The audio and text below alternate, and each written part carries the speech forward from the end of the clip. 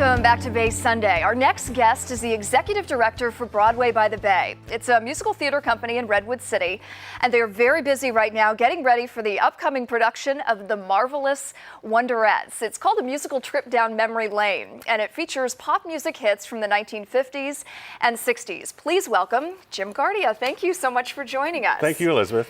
So big production coming up. What is the average day like getting ready for the Marvelous Wonderettes? Well, this show is only 4 performers. Usually, most of our shows have many more, but with 4, it's very tight. The harmonies are very tight. All the songs are familiar from the 50s and 60s, from Lollipop to It's My Party to Leader of the Pack, Respect. It goes from 1950 in the first act to 1960 in the second act. There's a 10-year span, and it's fantastic. So these 4 wonderful actresses have to grow from high school to a 10-year reunion. So there's a lot of acting. It's fun. It's really fun.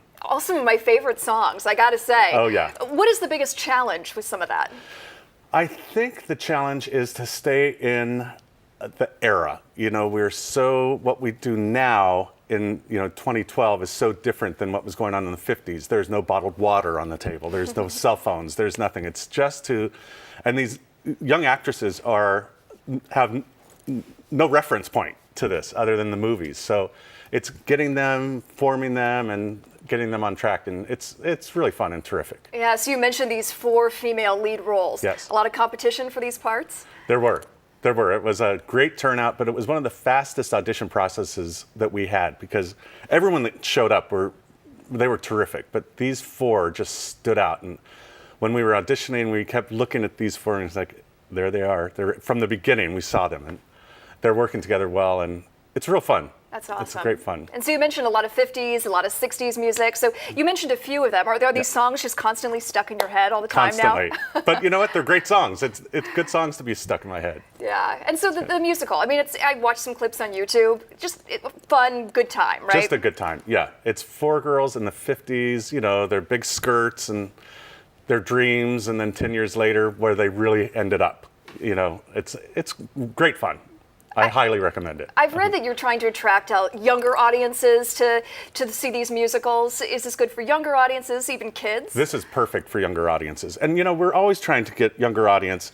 We have a youth program at Broadway by the Bay that nurtures from an acting standpoint. And also, they're our next audiences. So we start there and just try to entertain the masses.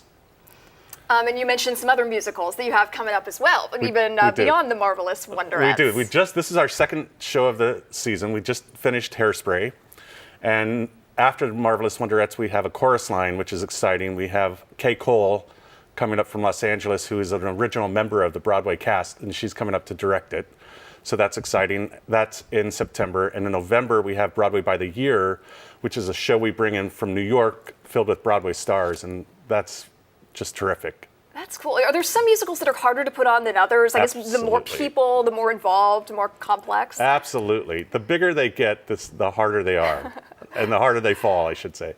Hairspray was huge. And Amanda Falena, who is our artistic director, she directed Hairspray, and she's also directing Marvelous Wonderettes. So she went from a cast of 27 to a cast of 4. So this is a little break for her, absolutely. Is it? So you mentioned the 4 female leads, but it's actually only 4 people total. Total, 4 people, and it's a 4-piece orchestra. So it's a very tight-knit show. It's really fun. Wow. It's terrific. So I guess it's not really a break for those 4 characters. They are constantly on stage. Oof. There's no break the whole time. Wow. They're 4 leads. So do they have a lot of background in acting and singing and dancing? They do, all 4 of them.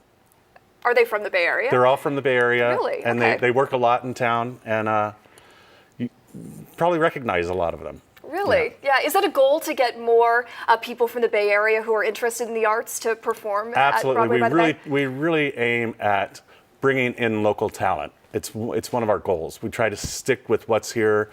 there's a lot of talent up here, and we're thrilled to have them on our stage. Oh, that sounds great. Sounds like a great musical, plus the 50s and 60s music. Right. You got me hooked. Well, I'm you're gonna welcome go. to come. All right. The Fox Theater in Redwood City. Awesome. Well, if you would like to check it out, the Marvelous Wonderettes, there they are right there, comes to Broadway by the Bay at Fox Theater in Redwood City. As Jim mentioned, it's Thursday, July 12th through Sunday, July 9th. And for more information, you can go to BroadwayByTheBay.org. Thank you so much Thank for you, joining us Elizabeth. this morning.